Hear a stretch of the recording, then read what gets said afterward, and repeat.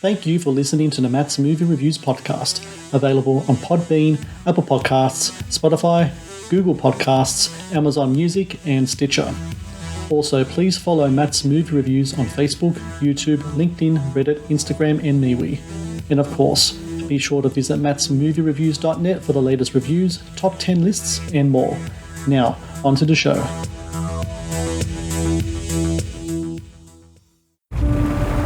Was driving by, saw the truck on fire. Local fire put it out. A lot of people have asked me what I think of Troy Parker Jr. About whether he deserves to pay for Elizabeth's life with his own. Troy Parker's being released today. 5 years, right? Because you wouldn't testify? It was the right thing to do. She died so that you could save his soul. She died. God has given me a chance to make something out of it. You offering me a job?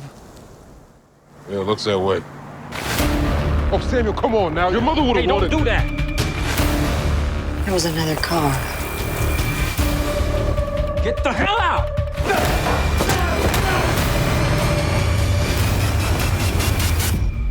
Where were you that night?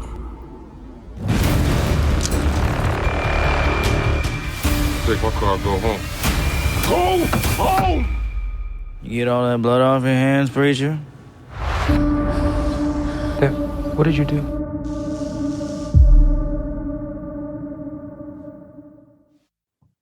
Hello and welcome to the Matt's Movie Reviews podcast. I am your host, Matthew Pejkovic, and this is episode number 487. Out now in theaters and on demand across the US is What Remains, a murder mystery that stars Cress Williams as a small-town Texas pastor whose decision to forgive the man who killed his wife results in high-stakes ramifications for his family and his community. Also starring Kellan Lutz in the late NH in what will be her final performance, What Remains is a faith-based film of raw emotion and complex moral issues that asks us, the viewer, to question our own truths when it comes to faith, family, and forgiveness. And joining me now on the podcast is a writer and director of What Remains, Mr. Nathan Scoggins. Nathan, I thank you so very much for your time today. No problem. Thank you. Happy to be here. How many podcasts have you done? 470 something? So this will be number 487. I got another that is few remarkable. in the can. Hopefully by the end of the year I might hit 500, but who knows? I will try to bring something that the 486 people before me have not done. Let's start off with the first question then, which is a predictable one, but one that's always good to start with. So I've read that you actually wrote this script back in 2018, but this was like the story, at least the crux of it, was something that you thought about like a decade even before that.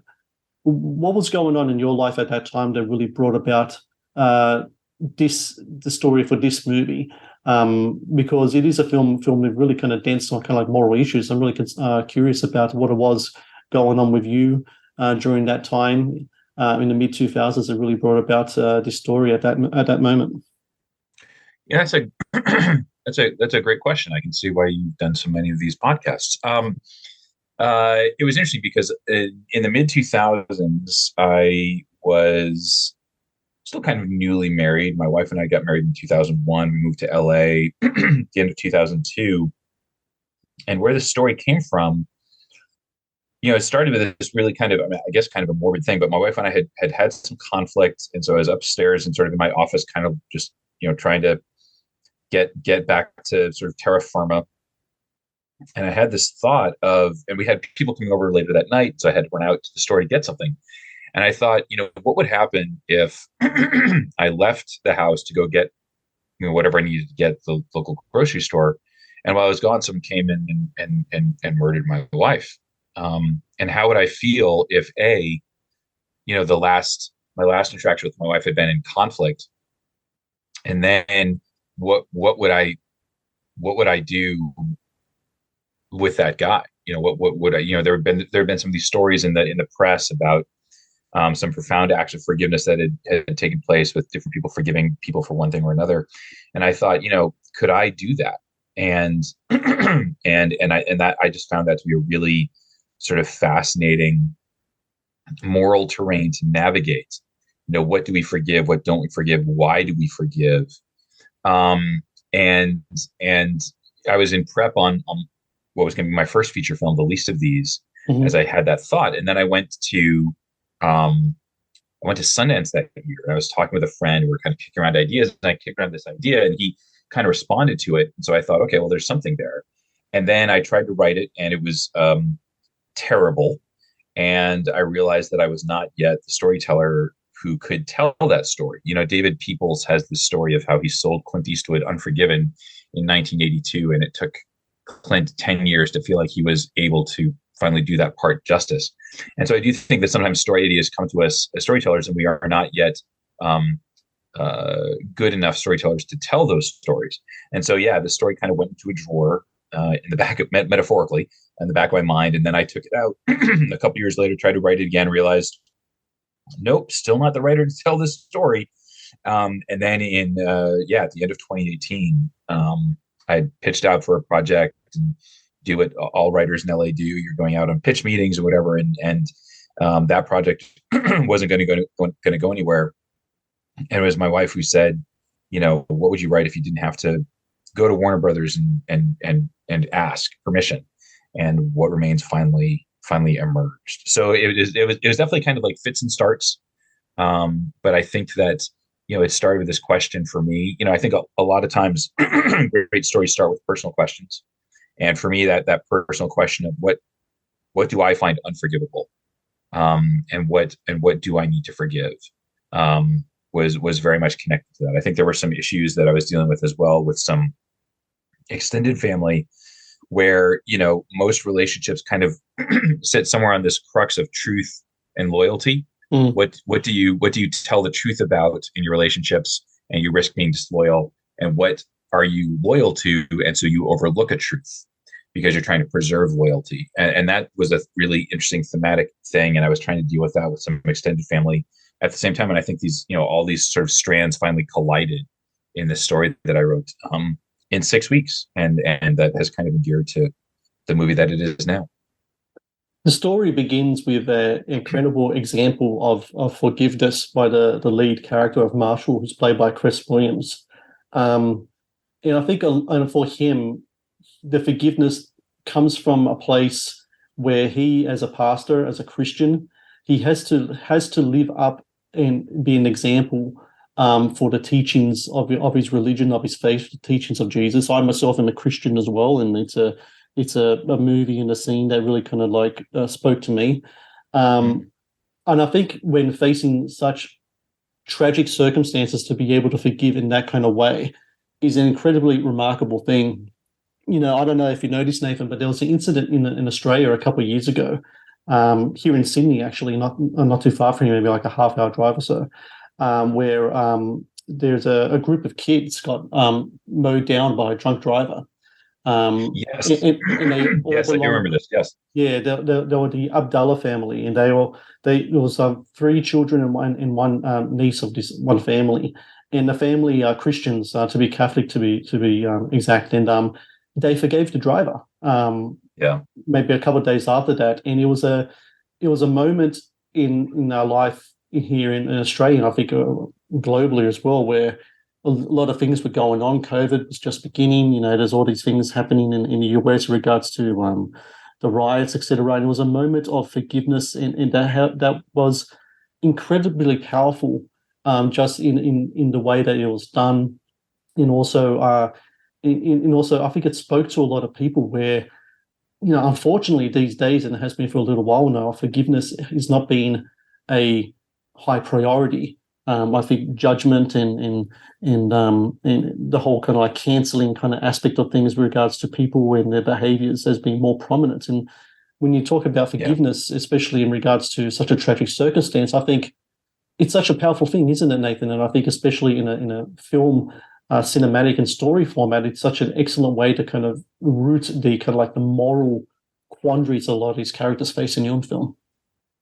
Well, I think you're absolutely right. And I think that one of the things about forgiveness is that you used the phrase earlier when describing the movie that it's a faith-based film. It's interesting. We were just at the big Amarillo, Texas premiere last week where we shot the film. There were 900 people there, and somebody asked a question in the Q&A afterwards.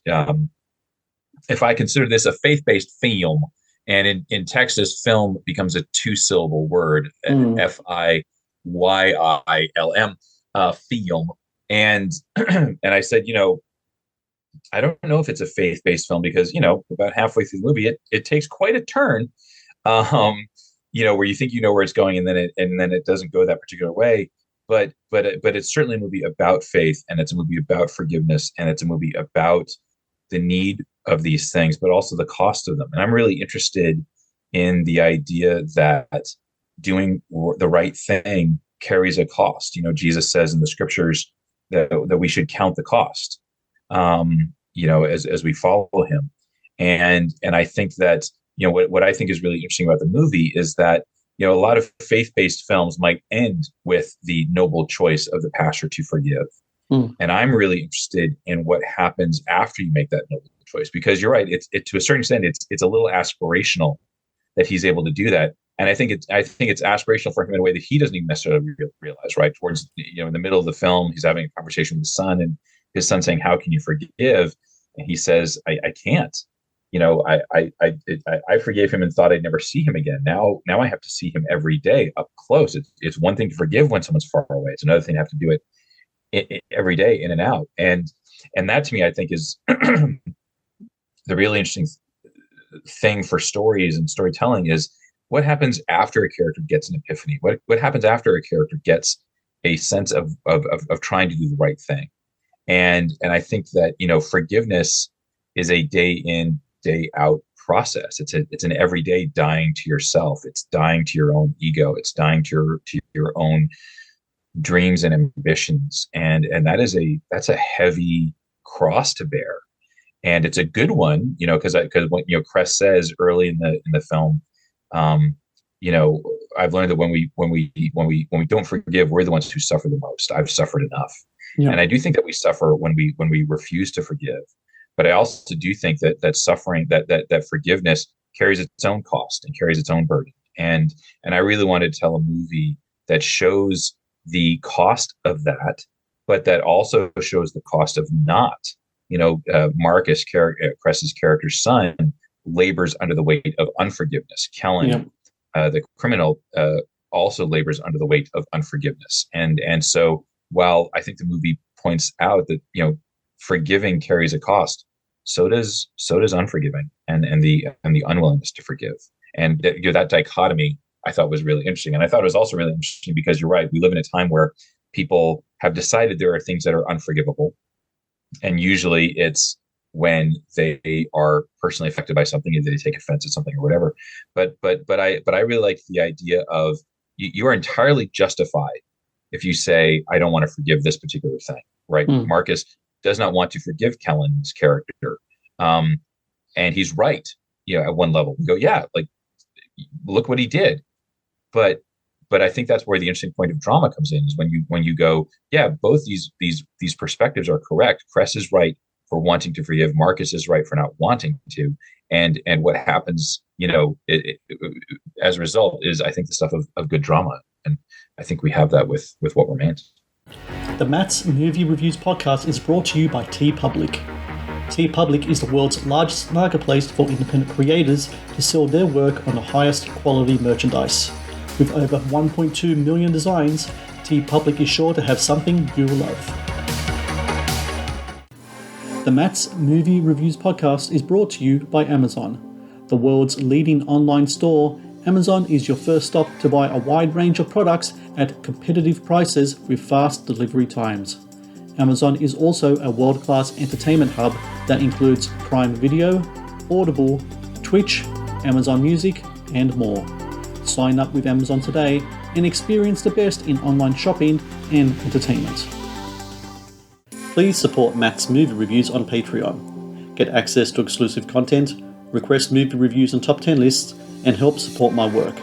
Please click on the Patreon link in the description below.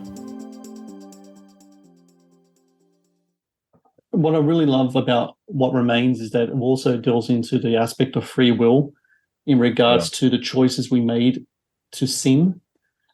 Sin is a choice. I mean, that's a whole point about it. You have free will and you choose whether to eat the apple or not to do so. And there's a moment in your movie where in the middle of the film, a choice is made. And the way that it's done visually is really interesting. You split the screen in two and you have the two different paths in front of us. One is for letting go and forgiveness, and the other one is to give it in to the hatred and to the sense of injustice, and giving into kind of like the more kind of like eye for an eye kind of aspect of approaching a crime. And it's really just such an interesting way that you did it, because it shows the sliding door moment. It shows how both parts can play out, and then it shows the ramification of the choice that was made.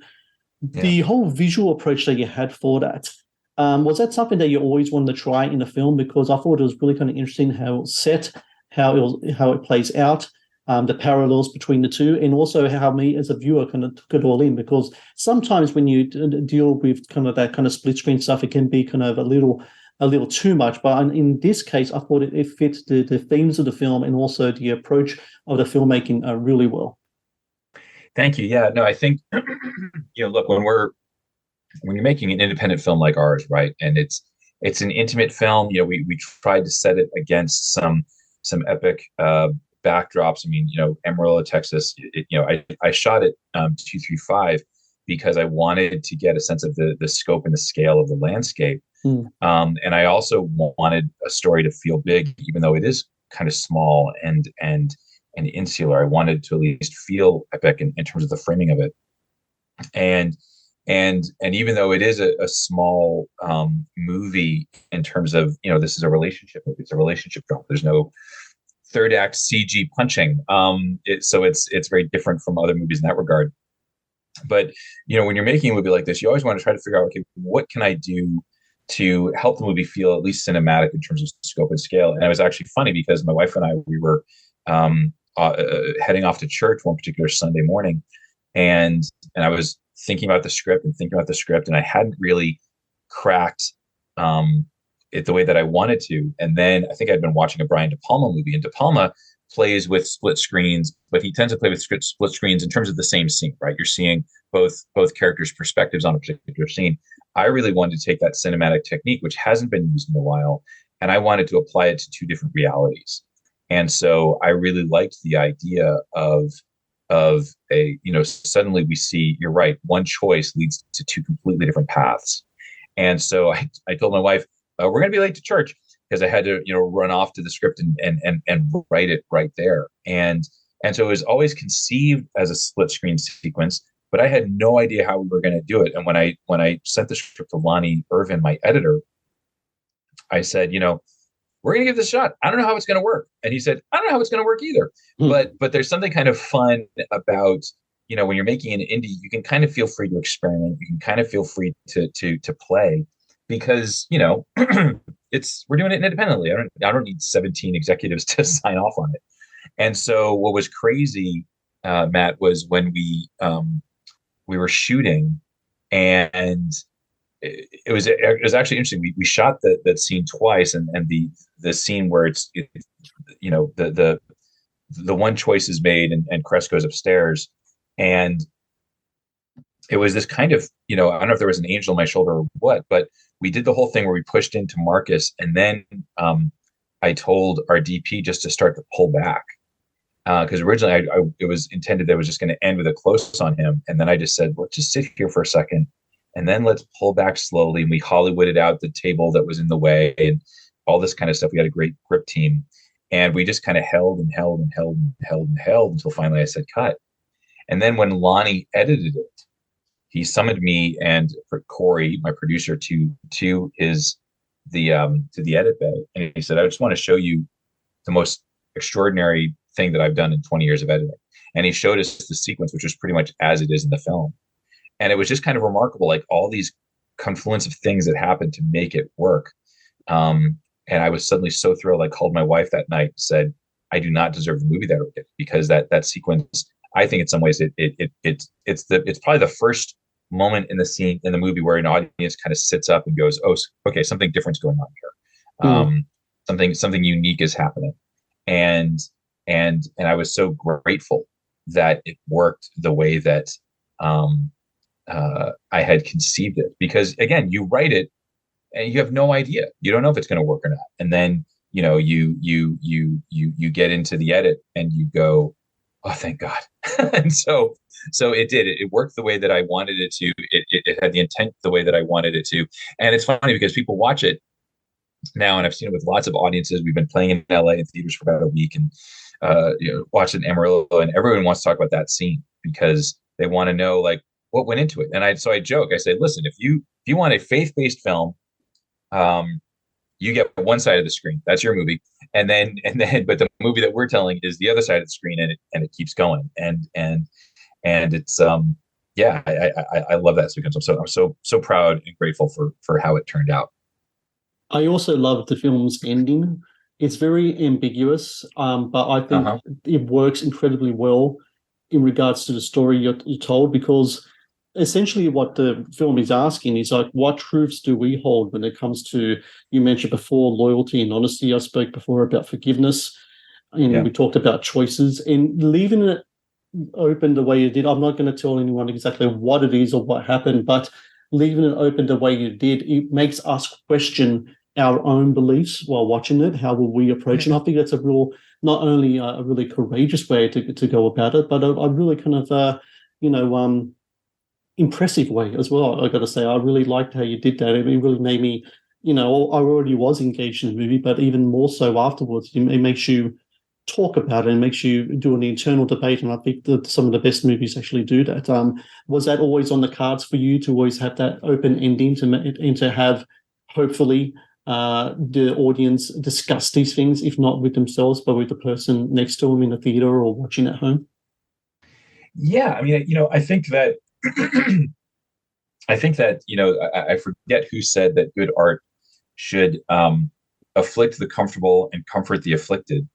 But I love those movies that, I just looked at Dog Day Afternoon just a couple of days ago. Great Again, film. It's been a little since I watched it, and not that I'm putting myself in that category at all, but Sidney Lumet and William Friedkin and some of these amazing filmmakers from the 1970s really did sort of make these movies that really sort of engaged, forced the audience to be challenged and ask hard questions. And I do have to say, look, I mean, I love the Marvel movies. I love the stuff that those guys do, and I own all the Blu-rays and all that stuff. But I do also love movies that invite the audience to be collaborators as storytellers. I love a movie that kind of leaves you thinking and wondering and asking questions, and I love the movies that you can talk about and debate. And someone paid me a great compliment. They'd watched the movie a couple months ago, and they texted me not long ago and said, "I'm still thinking about your movie." And if you're a storyteller, an artist, your legacy is your films to an extent. And so you want to leave movies where people, where they're not disposable. You kind of, you don't walk away and go, okay, great, thanks. And and now what? But you want to tell stories where people go, I'm still thinking about that. Some of the filmmaker friends of mine who I really respect, filmmakers like Scott Teems or other folks.